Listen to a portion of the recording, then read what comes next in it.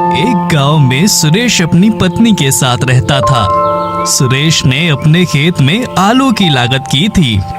इस बार तो फसल कुछ खास नहीं आई, पर जो भी है अब एक काम करता हूँ, आधी फसल बाजार में बेच लेता हूँ और आधी घर के खाने के लिए रखता हूँ।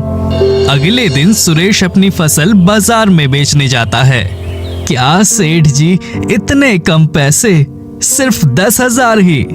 भाई साहब, सब्जी के भाव गिर गए हैं, मंडी में सब जगह यही भाव है। ठीक है, अब कुछ नहीं से कुछ ही सही, वैसे भी रखे रखे सारे आलू खराब हो जाएंगे। सुरेश 10,000 लेकर घर आ जाता है। तभी चंदन सेठ आता है। क्या भाई सुरेश, मेरे पैसे लौटा रहे हो ना? सुना है तुम बाजार में फसल बेच के आए हो। सुरेश जमींदार को 10,000 रुपए दे देता है। ये क्या, इतने कम? तुम्हें मुझे पूरे 35,000 देने हैं, समझ रहे हो? जी सेठ जी, याद है, पर बाजार में सब्जी के भाव बहुत ज्यादा गिर गए हैं, इसलिए पैसों का इंतजाम नहीं कर पाया। देखो सुरेश, मैं वो कुछ नहीं जानता, बस मेरे पैसे मुझे वापस चाहिए।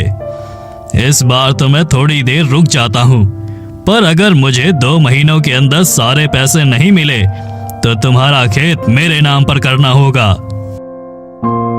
ऐसी धमकी देकर चंदन सेठ वहां से चला जाता है। अरे बाप रे, अब इतने कम समय में इतने सारे पैसे कहां से लाऊंगा?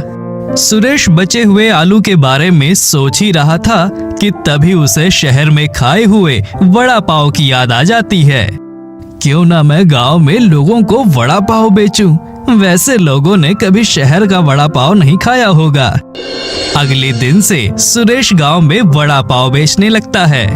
आओ भाई, आओ बहन, वड़ा पाव ले लो, वड़ा पाव, गर्मा गर्म वड़ा पाव। लोगों को ये कुछ नया आइटम दिखाई देता है जो उन्होंने कभी नहीं खाया था। लो भैया, अब ये क्या नई चीज है? अरे भाई, ये शहर का आइटम है, वड़ा पाव है, जो शहर में सब लोग बड़े स्वाद से खाते हैं। ठीक है, खा के तो देखते हैं। सुरेश अपना वड़ा पाव सिर्फ 10 रुपए में बेचता था और वो खाने में बहुत ही स्वादिष्ट था, इसलिए लोगों को उसका वड़ा पाव बहुत अच्छा लगने लगा। भाई, मुझे एक और वड़ा पाव देना। भाई, तुम्हारे इस वड़ा पाव का तो कोई जवाब ही नहीं, बहुत ही स्वादिष्ट है भाई। तभी वहां पर सुरेश का चचेरा भाई कुणाल आता है। उसकी स्थिति सुरेश से अच्छी थी। सुरेश भाई, मुझे भी एक वड़ा पाव देना। भाई, तुम्हारे इस वड़ा पाव की चर्चा तो गांव में बहुत हो रही है। सुरेश कुणाल को वड़ा पाव देता है। कुणाल वो वड़ा पाव खाता है, उसे भी वो वड़ा पाव बहुत अच्छा लगता है। ऐसे ही कुछ दिन बीतने लगते हैं।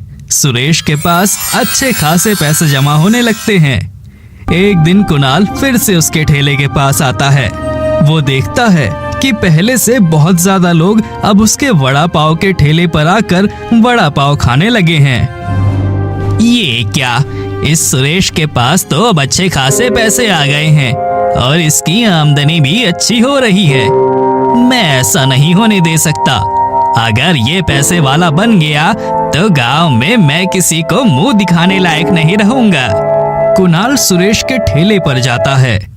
सुरेश भाई, तुम्हें तो पता ही है, इस बार तो बाजार में सब्जियों के भाव कितने गिर गए हैं, खर्चा बढ़ गया है।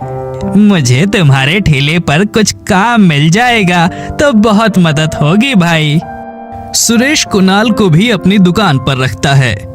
सुरेश के साथ काम करके अब कुणाल भी वड़ा पाव बनाना सीख लेता है।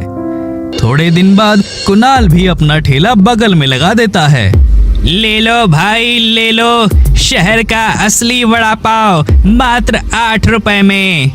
अरे भाई, ये क्या, इसके ठेले पर तो वड़ा पाव मात्र 8 रुपए में बिक रहा है। हाँ चलो भाई, जाकर देखते हैं, हमारा पैसा भी बच जाएगा। लोग अब सुरेश के पास ना जाकर कुणाल के पास जाने लगते हैं।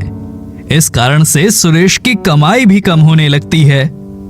कुछ दिनों बाद अब कुणाल अपने वड़ा पाव का दाम 12 रुपए कर देता है, पर फिर भी बहुत सारे लोग कुणाल के पास ही जाने लगे।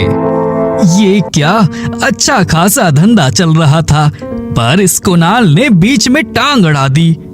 सुरेश घर जाकर इस बारे में बहुत सोचता है। तभी उसे शहर से उसके दोस्त का फोन आता है। बोलो रवि भाई, कैसे हो तुम? मैं तो बहुत बढ़िया। वैसे तुम्हारा क्या चल रहा है गांव में? सुरेश अपनी सारी कहानी रवि को सुनाता है। अच्छा, तो ये बात है। एक काम करो, शहर में मसाला वड़ा पाव बहुत पॉपुलर हो रहा है, तुम वो गांव में बेचो। रवि सुरेश को सारी चीजें समझाता है। ठीक है, अब कल से ये मसाला वड़ा पाव बेचता हूँ। अगले दिन से सुरेश मसाला वड़ा पाव बेचने लगता है। इसमें पाव को मसाले में फ्राई करके बाद में उसमें वड़ा डाल के सुरेश लोगों को नारियल चटनी के साथ देता था। भाई, अब ये क्या नई चीज है? मसाला वड़ा पाव? लगता है ये भी शहर की कोई आइटम है।